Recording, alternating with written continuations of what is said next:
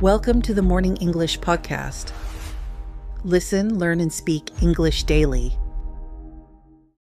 Have you ever felt a little nervous or sad when you look at someone else's life? Oh, yeah. Like when you scroll through pictures on your phone and you see someone's amazing new job. Exactly. You see their perfect house or you hear them speak perfect English and you just think, why don't I have that? Am I falling behind? That is such a common fear, It really is. It makes you feel so small. And, well, it is such a beautiful morning out here in the garden today. The birds are singing, the sun is shining. It is so calm out here. It's the perfect place to just sit, relax, and talk about these feelings. Right. So, welcome to the Morning English Podcast. I am so glad we can sit together today. Me too. We are doing a deep dive into why we compare ourselves to others and why it secretly hurts our happiness. It really does hurt us, but don't worry, we are going to figure it out together today. Before we begin, don't forget to subscribe to our channel for more easy English lessons. Yes, please do. We really love having you join us here in the garden. So let's jump right into today's deep dive. We have some really interesting notes to look at today. The main goal of this deep dive is to understand our brains. Like, why do we have this bad habit of comparing? It is a great question. We want to look at why human beings naturally do this and how things like the internet make it feel so much worse. Right. And most importantly, we want to help you change. We want to learn how to use these feelings to actually help you grow instead of just feeling bad. Exactly. But before we can stop the negative feelings, we have to understand why it happens in the first place. I completely agree. Because it doesn't mean you are a bad person. It is just a normal human reaction. We are social people, We really are. We need to be around other people to feel safe. So the notes explain that comparing ourselves to others is not a new problem. It is very old. Right. Because long ago, humans needed to be in a group to survive. You had to know your place in the group to stay safe. Yeah, like if you didn't know your place, you could be left alone. And being alone was dangerous. Very dangerous. Yeah. So our brains built this automatic habit. We naturally look at others to measure our own success. Like, my friend got a new job, but I don't have one yet. Exactly. It's like our brains are constantly running a background app on a phone. Oh, I like that. Let's call it the status checker app. It just runs all the time without us even knowing. Yes, the status checker. It is automatic. But if it is so natural, why does it usually make us feel so terrible? That is the big question. And the notes actually share something really shocking about that. Oh, really? What do they say? They say that the part of your brain that feels physical pain, like if you burn your hand on a hot stove, is the exact same part that turns on when you feel jealous. Wait, really? The exact same part of the brain? Yeah. So when you see someone else doing better than you, your brain feels actual physical pain. It feels like a real threat. Wow. That completely changes how I think about this. It is not just a bad mood. It is a real stress reaction in your body. Right. So the notes talk about two different ways we compare ourselves. Two main types. Okay, what is the first type? The first one is called upward comparison. That means looking at someone who is doing better than you.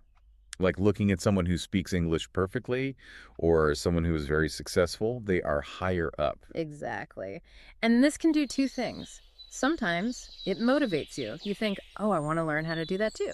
That is a good reaction. It helps you learn, like watching a great chef on television and wanting to try cooking. But mostly it just crushes you. It makes you feel like you are not good enough. That happens so often. You just feel like you can never reach their level. Yeah. So what is the second type of comparison? The second type is downward comparison.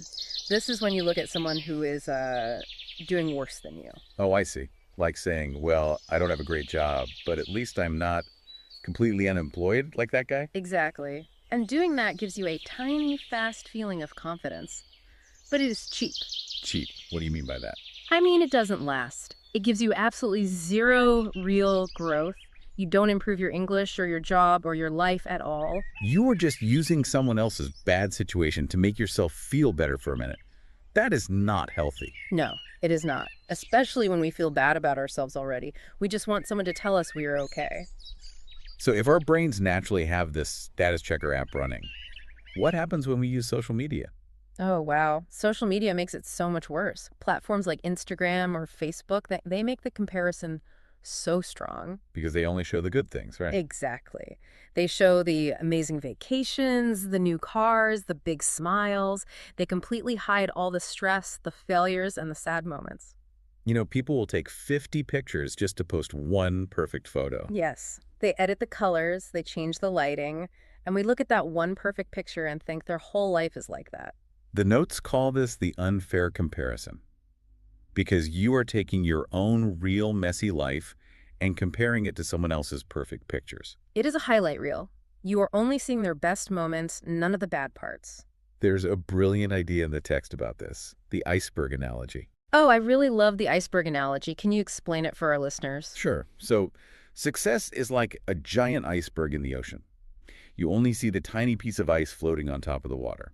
Right. The top part is the success that everyone sees. But you completely miss the huge, massive piece of ice hidden deep underwater.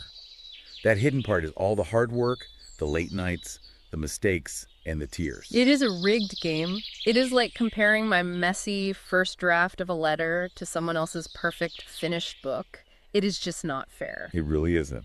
And playing this unfair game has real effects on our minds. Let's talk about a real-life situation from the notes to explain this clearly. It is a story about two friends, Ria and Mira. This is a great example for our listeners learning English.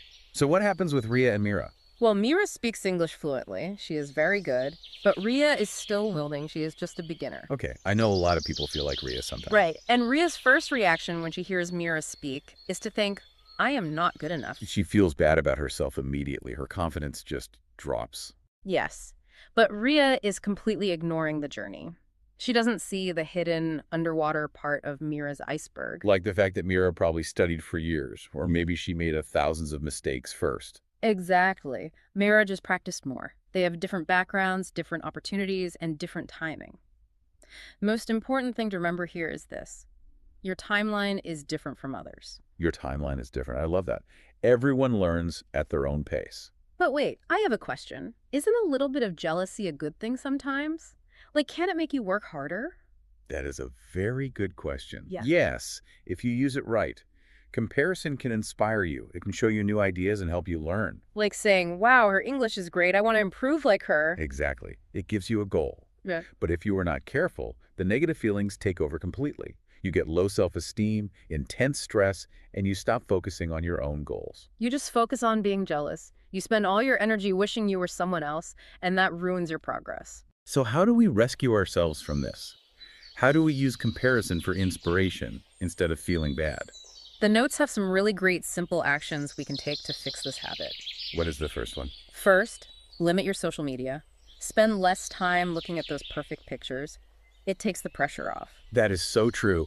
Just putting the phone down helps your brain relax and reset. The second step is practicing gratitude for what you already have. Gratitude sounds so passive, just saying thank you, but it actually changes your brain, doesn't it? Yes, it forces your brain to stop looking for what is missing.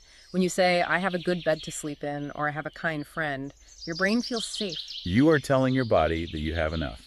And the third step is my favorite. Celebrate small wins. Oh, yes. Like if you learned 5 new English words today, be happy about it. Or if you speak one full sentence confidently at the store, that is a huge win. You don't have to wait until you are completely fluent to be happy. You can celebrate today. If you wait 5 years to celebrate, you will just quit. Exactly. It is all about changing the voice inside your head. You have to change it from I am worse than them to I can learn from them. Comparison should guide you. It should not control you. It is exactly like running a long race. If you spend the whole race staring at the person running next to you, you are going to trip and fall. You have to look forward. You have to focus on your own pace and your own path. The notes say the most important lesson is this. Instead of asking, am I better than them? You must ask yourself a different question. What is the new question? You have to ask, am I better than I was yesterday? Wow. Am I better than I was yesterday? That changes everything. The only person you should compare yourself to is you. It removes all the stress. Because you know your own struggles. You know your own iceberg. You know how hard you worked to learn those 5 new words. So when you look back at yourself from yesterday, it is a completely fair comparison. It is the only fair game you can play. And it feels so much better than checking the status checker app in your brain. It really does. It brings peace back into your mind. Just like this quiet morning in the garden. You could just breathe, listen to the birds, and know that you are doing fine. You're growing at the exact right speed for you. Now let's try a step-by-step real-life simulation. We want to look at a common problem scenario that happens when learning English. This is a great idea. We can show a small mistake that people often make and then show how to fix it easily. Right. Let's imagine you are at a coffee shop. You order your morning coffee in English, and you do a really good job. And the person working there smiles and says, "Wow, your English is really good." But because your brain status checker is running, you immediately think of your friend who speaks perfectly. You compare yourself. So instead of being happy, you create an awkward situation. You might say, "Oh, no, my English is terrible. My friend is much better. I am so bad at this." Oh, I hear people say that so often. And, I have said it myself before. That happens sometimes. Don't worry. But it does make the conversation a little uncomfortable, doesn't it? Yeah, it does. You are rejecting their nice compliment. And you are putting yourself down. You are focusing on the negative comparison instead of your own hard work. So how do we fix this politely and calmly? It is very simple. When someone gives you a compliment, you don't need to compare yourself to anyone else. You just smile and accept it. You could just say, "Thank you so much. I am practicing every day." Exactly. Thank you. I am practicing every day. It shows you are trying, and it keeps the conversation positive and friendly. It is a much better way to handle it. You are focusing on your own growth, not someone else's. Let's do a quick review. We learned some really useful phrases today. Yes, let's practice speaking them together. You can repeat these out loud at home or wherever you are listening today. First phrase. When you want to remind yourself that people only show their best moments online, you can say, "It is just a highlight reel." It is just a highlight reel. Great. Next phrase. When you feel worried that you are learning too slowly, remind yourself, "My timeline is different." My timeline is different. Good choice. And the last phrase, for when someone compliments your English, simply say, "Thank you, I am practicing every day." Thank you. I am practicing every day. Wonderful. See? No complicated grammar, just real natural English that helps you feel confident. Practicing these phrases will really help you change your mindset. Before we go, we just want to say a huge thank you to our amazing listener. Yes, we truly appreciate your support. We love reading your messages and having you here with us in the garden. We have a quick question for you today. Tell us in the comments, what is one small win you had this week? Did you learn a new word?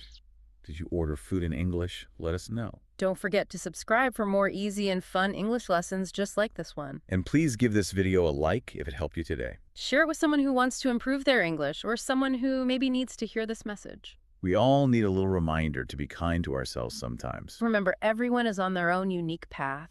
Speak anyway, try anyway, grow anyway. Until next time, keep practicing and enjoy your morning. Bye for now. Goodbye, everyone.